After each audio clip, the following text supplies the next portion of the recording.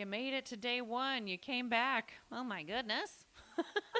So, this episode's going to be focused more towards, you know what really grinds my gears? I can't see the timer, so I hope I don't go over. Okay, now I can see it. Sorry. This is going to be geared more towards newbie agents, this first episode. Because I know I would rather do it this way than just be like, let's get into the annual business review. And you're like, I haven't even been in business for a year. I'm out. It's okay. Let's start with the newbies first. Next episode will be more of the annual business review for those of you who have been in the industry for a while, have never done an annual business review. Maybe you're struggling with your revenues and converting sales, so on and so forth. So, if you are a brand new agent, have no fear. Underdog is here. Go get my free business plan 101. It is free. It is like an hour-long replay of a recording I did many moons ago, I believe with Mexperts or just the Resorts of the Riviera Maya. I can't remember.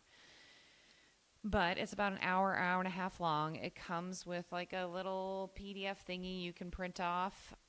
I will also say, if you ever invest in any of my courses or anything, sidebar, I will never print off any of my own stuff or anything that I've ever invested in. I use notebooks. I'm a notebooks person.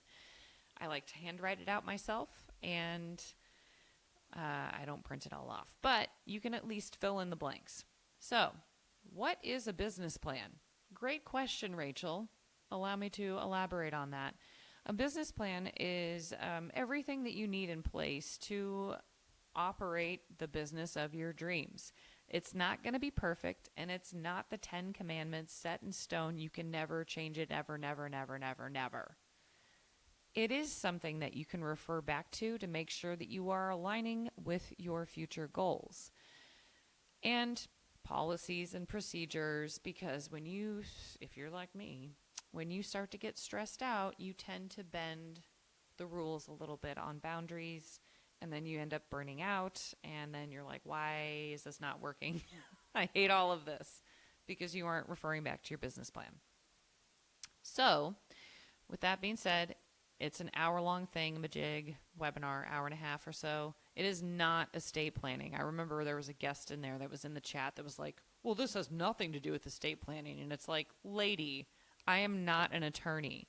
This is just helping you figure out how you want to run your business. So you can set up 2 different business plans if you're brand new and you are working a full-time job. Because if your goal is to become full-time as a travel agent, you can't just do that right out of the gate, because you will get burnt out and or fired from your current job, and then you're really in a pickle, possibly. So I would recommend, if you do work another job, have 2 separate business plans, one for the first year of business and one for like years 2 through 5 or something like that. And then you can review your business plan at year 5. You'll want to do an annual business review anyway and maybe tweak it, but you might want to totally revise it. Think of it as like the U.S. Constitution for your business. Like, you can always add amendments. Don't have too many cooks in the kitchen messing it up, though. Don't have hundreds of people elected to your board down the road. Anyway, I'm going on a tangent. Another way to consider your business plan, like, what information do you need? Also a great question. What is even in a business plan? It's the outline of how you run your business, and you want it set up in a way to where if you presented it to a bank, you could show them, here's how I'm going to run my business, and I need a loan, and they could look at it and be like, this is a profitable venture, here's your loan. Or, this is a terrible idea, hard pass. So you're going to have to kind of pretend to be your own banker. You're just going to have to be like, does this even make sense? All right. You're going to want to be, hopefully, if you're brand new, I would definitely recommend being hosted or working under an agency as like a sub-agent, something to that effect, so you have more help getting started. You'll also, you You also skip a lot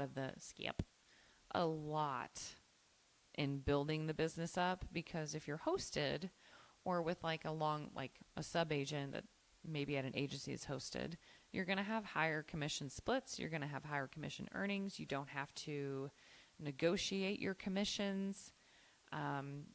You can always go out on your own in the future, and you can negotiate your commissions. And you can start just with your own credentials, and then you can have fun negotiating your commissions. So they are significantly higher typically if you are hosted. And you want to be careful of what the split is. I would say it really depends on how much true help you get from the agency or the host agency. I wouldn't go ever go lower than 70%. Preferably 80% is a good split to start at. What's a split? You're new. You probably figured it out by now. But if you're like interested in becoming a travel agent, what's a split? Great question. Again, if you are hosted or you are a sub-agent with an agency or an agent on an agency's team that's like independent, the split is like an 80-20 split. Means if you earned, let's say, $1,000 commission on a booking, 200 of that would go to the host agency, and you would get the other 800. So that's 80%. So you need to keep that in mind as well if you do have a split. And what is that split? And does it change based on how much you book in sales over time? Is it cumulative or does it reset every year? Before you sign up with an agency, please consider all of that. So that's going to help you determine your goal for your gross revenues, because guess what? That $1,000 commission is not a gross revenue. It's the $800 is going straight into your bank account. You will not see that $200 if you are at 80% on a $1,000 commission. What does that $200 get you? Also, I have so many good questions, by the way. That $200 typically helps you with some kind of website or web page that is hosted. It helps. Most hosted agencies have E&O insurance to help you if there's a mistake. You can schedule mentoring calls. I have not heard people having the best luck with those, but it is an option. They typically have some kind of free training resources. They will set you up with like FAM trips, familiarization trips, typically that you can go on, or like special seminars for additional training. They will introduce you to special contacts with different cruise lines, resorts, da-da-da-da-da. And so it's essentially that time or that commission split pays for those sorts of things. And they often include a CRM with it. There's a lot of different things. So don't be like, ugh, they're taking $200. Like, that's saving you money, because they can often get you almost double commission on a booking than if you tried to negotiate on your own. Plus, you aren't spending the thousands of dollars up front. They also maintain the seller of travel registrations for you. It's a much lower investment. I'm still hosted. I could go out on my own, and I thought about it, but I was like, hard no. I don't want to deal with that. So there's that. Other things in your business plan. Here's a book recommendation just in case you ever want to revise your business plan. Like say you've been in it for a while and you're like, I'm going to listen to this lady and critique everything she's saying. Write angry letters to me. Go ahead. Please do so. I would enjoy that, and I'd probably read them on here. Anyhoodle. Where was I? Oh, mission statement. You want your mission statement for your business. And this is like the credo, like what you believe in and what everyone that's ever going to be on your team, you have to brainwash them into also believing. So if you've ever worked at like a chain restaurant or a department store or anything like that, they have their mission statement plastered somewhere in the restaurant and or the break room at work. And you're just like rolling your eyes so hard at it. But they all create it because it helps align everyone with the same mission, hence the mission statement. If you are kind of stuck on that, you can refer to Simon Sinek's Finding Your Why. He does a lot of books on leadership, and it just helps you find your why. Like the mission statement is, why do you sell travel? Why do you sell travel? Answer that question. XYZ Travel specializes in blank destination or niche for families, couples, seniors, homeschooled students. What kind of people do you serve? To create whatever the heck you are doing, an unforgettable educational experience for homeschool students and their families so that they can truly experience different cultures and learn directly from, I don't know, step into history or something. I can't be poetic right now. It's fine. That's your mission statement. It's not your tagline. It's kind of almost like your elevator pitch. If someone was like, hey, what's XYZ Travel? You have 10 seconds to answer that question. So, and who do you serve? What do you sell? Why do you do it? That's basically the mission statement. You can always tweak it down the road if you want to. Again, these are not the 10 Commandments set in stone, never to be changed.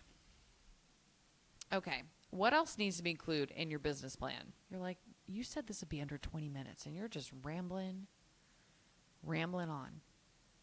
You need to, okay, what software are you using? Are you going to use Outlook or Google? What point of revenue generation are you going to decide you need to start hiring and outsourcing and delegating things? What will you delegate? How would that look? How do you plan on advertising? Are you going to be marketing in person, like through your HOA, through your book club, through your PTA, through your booster club, through your church, through any nonprofit organizations you tend to volunteer a lot at? Are you going to join a BNI? Are you going to join the chamber? Like, how does that look? Or conversely, if you're online, are you going to be predominantly written content? Or are you going to be predominantly video content? And is that short form video or long form video? Questions everywhere. We're going to get into that later on in episodes, but you do need to not do just what you like. You need to do what works for you, what you're comfortable with doing, and also where your clients actually go. Do not try to promote sororities and fraternities, spring break groups on Facebook. They're not there. Like, it's not real. Also, I don't know why you'd promote that demographic, but like basically anyone under 30 is not going to be actively trying to find travel agents on Facebook. But they might be on Instagram. So anyway, you need to have all that information so that when the bank reviews it, the imaginary bank reviews it, they could say, this looks like a profitable plan. If you write all this information out, or you follow along the free business plan 101, and you're like, got it, and you look at it all and you're like, this is not going to make me money. What do you mean commenting on Facebook groups that I'm free and I specialize in sandals won't bring me money? No, it's not going to bring you money. That's going to put you in a sea of other people who don't make money. Anyway, excuse me 1 second. So, have all that information. All right. Next episode is going to be the annual metrics review. I'm going to take a break and get some water, if I'm honest with myself. I'm doing like 10 episodes at a time because I'm insane. See you tomorrow. Hasta mañana. See? ¿Cómo se dice? See you tomorrow. That's terrible Spanish. Bye.